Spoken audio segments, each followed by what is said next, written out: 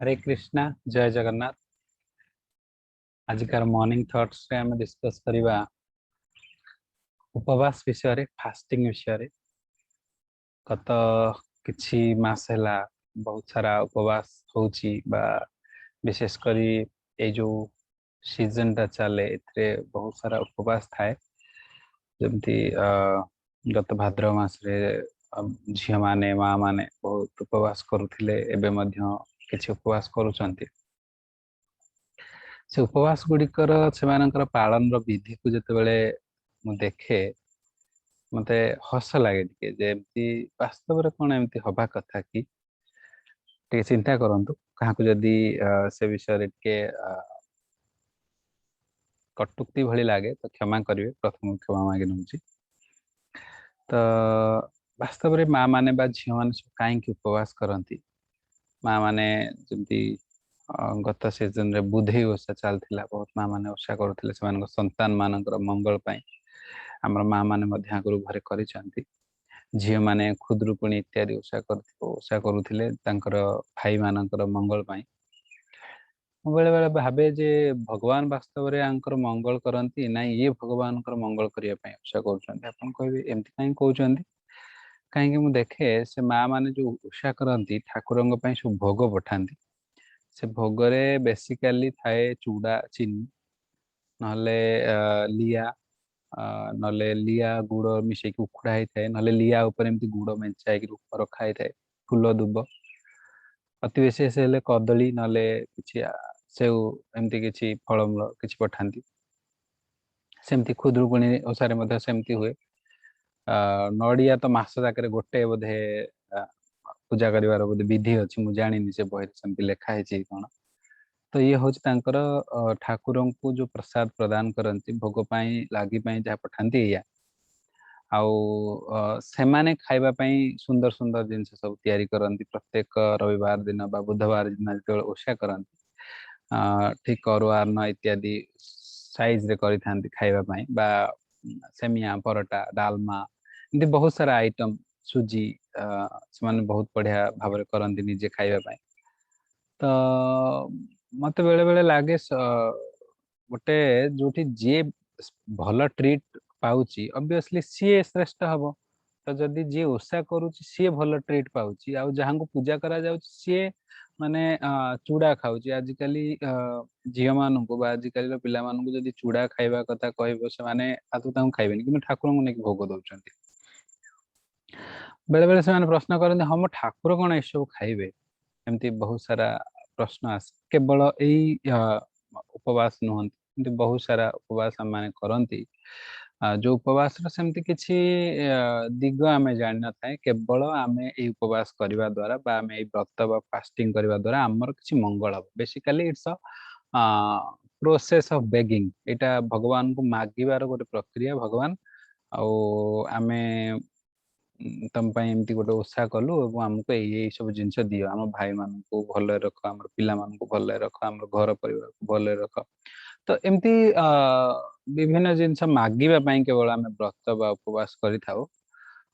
କିନ୍ତୁ ବାସ୍ତବରେ ଯୋଉ ବ୍ରତ ଆଉ ଉପବାସ ଗୁଡିକ ଆମ ସଂସ୍କୃତିରେ, ଆମ ପରମ୍ପରାରେ, ଆମ ବୈଦିକ ସମାଜରେ ପ୍ରାଚୀନ ଯୁଗରୁ ଭାରତର ସମାଜରେ ରହିଛି, ସେଗୁଡିକ ଏତେ ବେସଲେସ୍ ନୁହଁ। ସେତେ ଏଗୁଡିକ ଏମିତି ଜଷ୍ଟ ଗୋଟେ ଚଳଣି ବା ଜଷ୍ଟ ଗୋଟେ ଲୋକମାନଙ୍କର ମନୋରଞ୍ଜନ କରିବା ଉଦ୍ଦେଶ୍ୟରେ ଏମିତି ହେଇନାହିଁ। ସେଗୁଡିକର ସବୁ ଗୁରୁତ୍ୱପୂର୍ଣ୍ଣ ଇମ୍ପୋର୍ଟାନ୍ସ ରହିଛି, ମହତ୍ଵ ରହିଛି।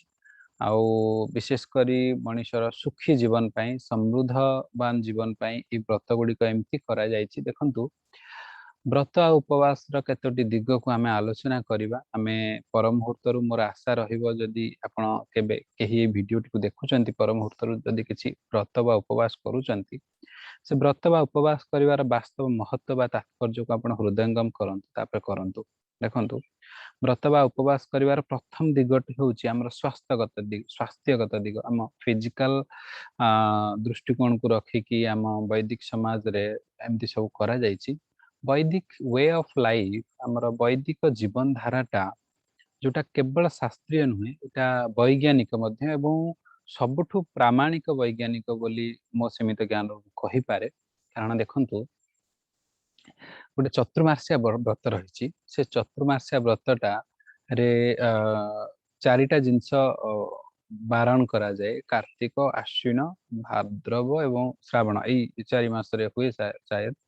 तो यही जो चतुर्मास्या व्रत हुए से चारिटा जिनस वर्जनीय थाए साधारणतः विशेषकर बैगण शाग मसूर डाली एवं बिरी डाली एवं क्षीर बा दही एमती गोटे निर्दिष्ट मास गोटे निर्दिष्ट खाद्य पदार्थ वर्जनीय थाए कहीं ना यही जो खाद्य पदार्थ गुड़ाक यही ऋतु बा यही समय जदि आप खाइबे सेटा आपणकर शरीर में कफ बात इत्यादि जो बैलेंस ताको इम्बालांस करदेव स्थिति ताको बिगाड़ीदेव से चतुर्मास्या व्रतर व्यवस्था करा जायछि एवं विशेष करी जो वर्षर जो ऋतुचर्या यही ऋतुचर्यार यही जो समयटा यही समयटा हला साधनार समय ये समयटा हला भक्तिर समय आपण जदि यही समयटा को शारीरिक सुख भोग काटिदेवे आपणकर वर्षर अन्य समय गुड़ाक दुखपूर्ण हो कारण बहुत रोग आपन को माड़ी बस तो से चतुर्मास्या ही ଆପଣ ଦେଖୁଥିବେ ଶ୍ରାବଣ ମାସ ଠାରୁ ପ୍ରାୟତଃ କାର୍ତ୍ତିକ ମାସ ପର୍ଯ୍ୟନ୍ତ ପ୍ରାୟତଃ ଓଷା ବିଧି ପୂଜା ପର୍ବାଣୀ ସବୁ ରହିଛି ଏବଂ ସମସ୍ତ ଠାକୁର ମାନେ ଗଣପତି ଦିନେ ଆସନ୍ତି ଦୁର୍ଗା ମା ଆସନ୍ତି କାଳୀ ମାତା ଆସନ୍ତି ତ ସମସ୍ତଙ୍କର ପୂଜା ଆରାଧନା ସବୁ ଏଇ ଋତୁରେ ହେଇଥାଏ କାରଣ वैदिक समाज एमिति समाज प्रतिष्ठा करने को चाहे जो लोक मैंने निरोग जीवन यापन करंतु लोक मन में भक्ति रहू श्रद्धा रहू और लोक मैंने सुखी और समृद्धि कौन जीवन में उपलब्धि करंतु किंतु आम भूली जाइए आमर केवल किसी ओषा व्रत उपासना इत्यादि करने द्वारा आमर किसी कौन हम ना आमर किसी मटेरियल बेनिफिट हम आम किसी टंका पैसा पाइबा कि संपर्क पाइबा कि पुत्र बधई मान स्वास्थ्य ठीक रहा केवल भगवान को पाखे मागू से व्रत करूँ तार अन्य कौन कारण न थाए तो आशा करवा ए दिगटा जमी आपंकर परिवर्तन हम एवं आप बुझीपारे जे वास्तव में गोटे ओषा व्रत इत्यादि कर कौन तात्पर्य रही कौन महत्व रही देखु समग्र विश्व रे समग्र पृथ्वी रे आज इंटरमिटेट फास्टिंग कथा कहुच्छी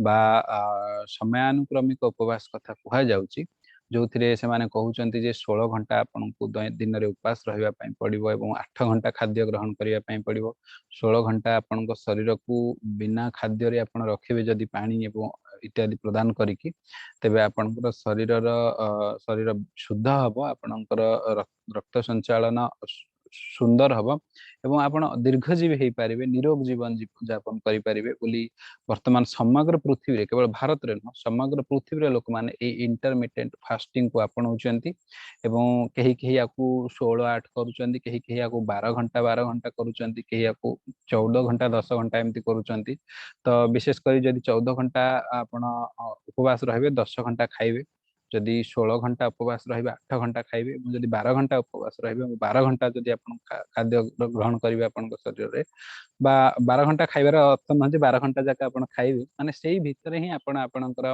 ब्रेकफास्ट और लंच डिनर सब करिवे एवं अन्य समय गुडा आपण शरीर रे आपण खाद्य न रखिबा पई कहा जाय तो यही प्रक्रियाटा आज विश्व रे ग्रहणीय हो पारी विश्व रे ताको लोक माने अति आदर सहित ग्रहण करूछंदी एटा एक नूतन विषय वस्तु नुहे एटा भेरी बिगिनिंग रु बहुत प्रथम रु ही आम जो वैदिक जीवन शैली सहित जो हिंदू संस्कृति सहित आगुरी ही जड़ित थिला लोक माने आकु भूली जाइए किंतु एबे समय आवश्यकता जो से सब को पुणी आपणाउछंती तो वास्तव में इंटरमिटेड फास्टिंग टा दिनिकिया एवं फास्टिंग आ गोटे दिग रही समय व्यवधान रे माने मासरे सप्ताह रे एमती किसी समय व्यवधान रे हमको बेले बेले उपवास करबा आवश्यक बेले बेले फास्टिंग करबा आवश्यक मोर मने अछि मु जेतेबेले गांधी जी लाइफ स्टोरी पढुतिली माय एक्सपेरिमेंट विथ ट्रुथ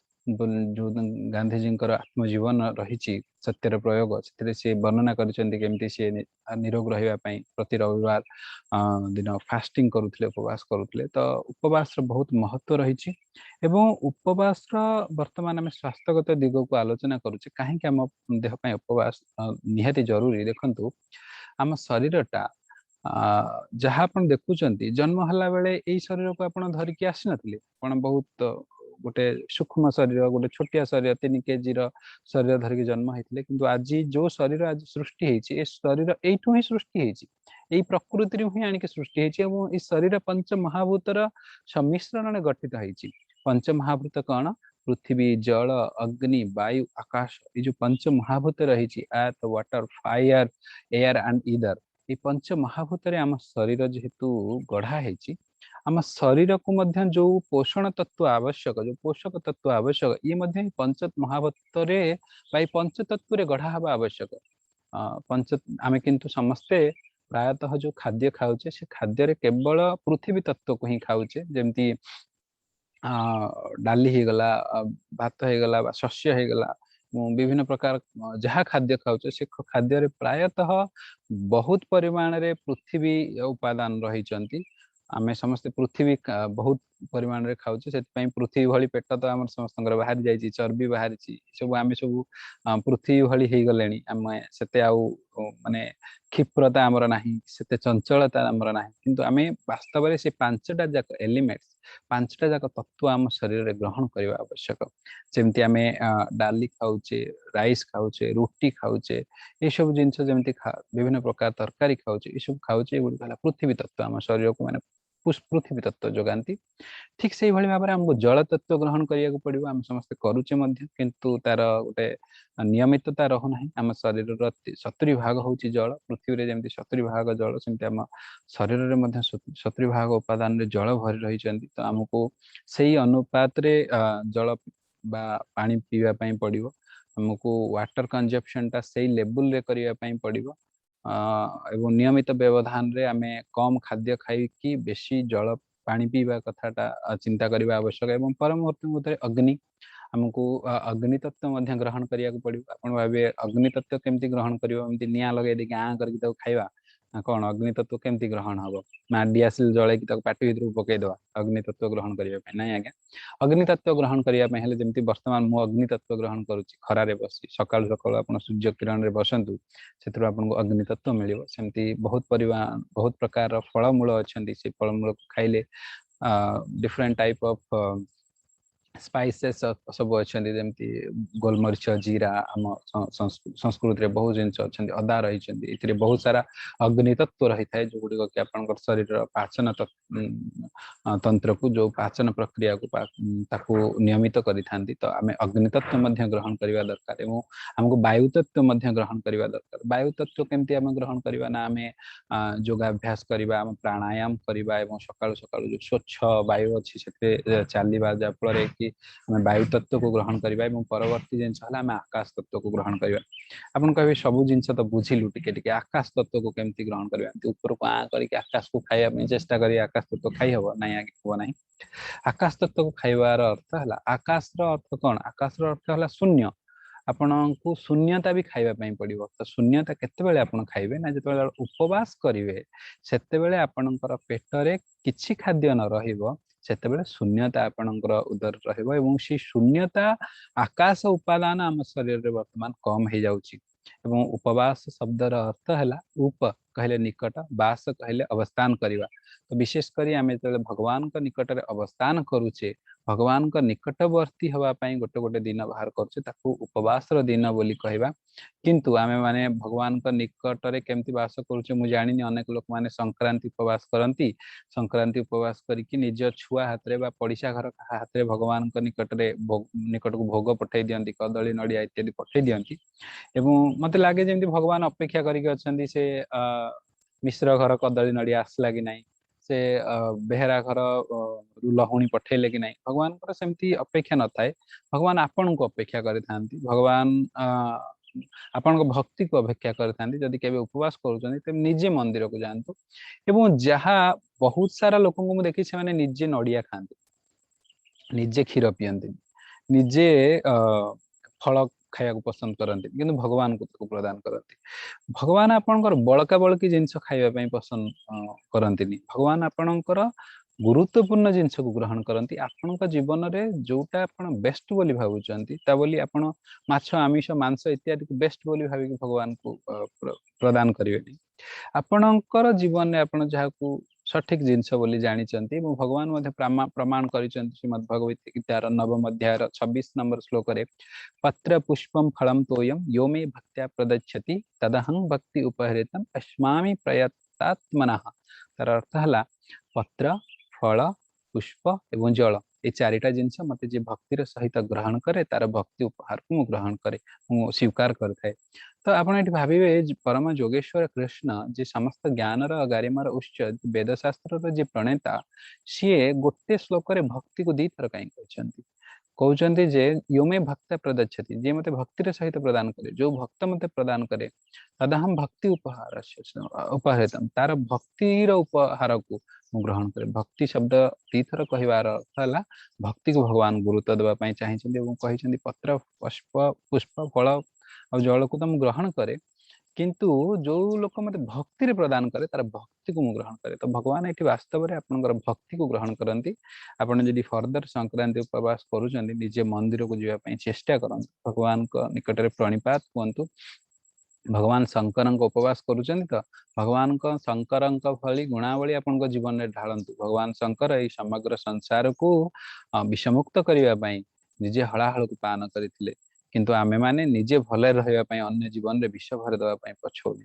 तो भगवान शंकर गुणावली को आग आपणातु तापरे संक्रांति उपवास करेंगे जदि संक्रांति उपवास करुँच चेष्टा करंतु जे भगवान शंकर भली भगवान शंकर भली आपणकर परिवार टी हो भगवान शंकर परिवार रे प्रत्येक देखंतु शिवं बेकर साप थाए एवं मयूरंगर बाहन है सॉरी कार्तिकेय बाहन है मयूर किंतु मयूर साप को खाऊ नाही भगवान बेकर साप थाए एवं गणेश पाखे थाए मूषा किंतु साप मूषा को खाऊ नाही भगवान शिवं वाहन वाहन हूँ नंदी वृषभ एवं माता पार्वती पाखरे अच्छी सिंह किंतु सिंह खाऊ ना क्या ना वृषभ को फटोटी आप देखिए समस्ते साइज रे अच्छा पोज नहीं ठिया होती फटो उठेबाई। तो एठू आम या देखिपर जे भगवान शंकर भली आमर परिवार हवा दरकार आमर गुण लक्षण रे भगवान जो गुण लक्षण जे निजको कष्ट देकी अन्य को साहाय्य करवा अन्यर निजे दुखरे रही अन्यर सुख कथा चिंता करी भावना आम भितर सृष्टि हो केवल संक्रांति व्रत करके भगवान पाखे नड़िया बाड़े किसी हम ना एवं प्रायतः शिव को तो ये लोक मैंने पूजा करती शिव पुओ देवे ना भल सुंदर स्वामी देवे। तो एमती विभिन्न ईश्वर विभिन्न प्रकार आराधना कर शैली अच्छी लोक मैंने ही किसी पाइबा उद्देश्य आराधना करती कि वास्तव में जोटा करवा कथा मुझे कहूँ आपण मानक।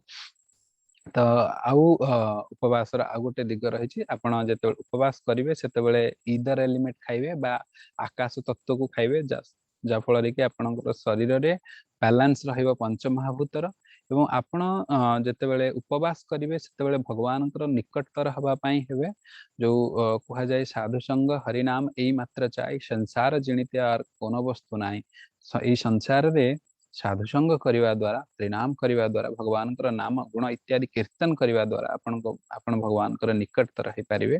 तो जिते उपवास करुँच भगवान निकटतर हाँपाई चेष्टा करूँ एवं पुनश्च जो कथा कहली जे जो भगवान उपवास आपण करुँच से भगवान गुण लक्षण शिक्षा को जीवन में ढालतु शिक्षा को जीवन में ग्रहण करूँ एवं आउ शेष कथाटी कहवा उपवास संबंध रे जे आमे माने मध्य उपवास करू आमे माने एकादशी उपवास करू एकादशी प्रत्येक मासरे शुक्ल पक्षरे एवं कृष्ण पक्षरे जो एकादश दिन थाए से एकादश दिन दिन एकादशी व्रत पड़े एकादशी व्रत दिन आमे कौनसी प्रकार शस्य खाई न थाउ जेमती शस्य कहले चाउल रे प्रस्तुत हेतिबा जिंस तापरे डाली किंबा कौन सी प्रकार बहु बीज बा बहुत मंजी थिबा परिबा एमती एकादशी व्रत रे गुडा खिया जाए ना ग्रहण करा जाए ना एकादशी व्रतर खाद्य हला कौन ना फल मूल जल एवं क्षीर ए सब को ग्रहण करा जाए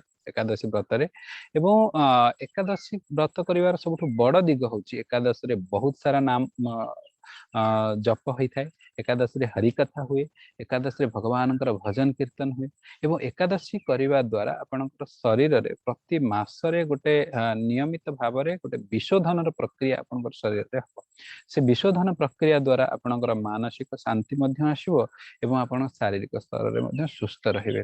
तो एकादशी को कह जाए एकादशी भक्ति जननी, एकादशी करने द्वारा आप हृदय भक्ति जात हो एवं भक्ति देवी दुई जन संतान भक्ति आपण जीवन को जदि भक्ति देवी पदार्पण करती ताहले आपण जीवन में ज्ञान स्वतः भाव में उदय हो एवं वैराग्य भावना आपण मन में आसो। भगवान कहते मुझे हुई सदय सदय ज्ञानता हृदय रे उदय। भगवान जिते आपण मन में भक्ति उद्रेक हम, भगवान जिते आपण सदय हेबे सेतेबेले स्वतः भाव में आप ज्ञानी हेबे एवं ज्ञानी लोक सब वैरागी हेबो एवं वैराग्य आसिले ही आपण जने शुद्ध मनीष स्वच्छ मनीष भाव में संसार रे निजर कार्य करि पारिबे।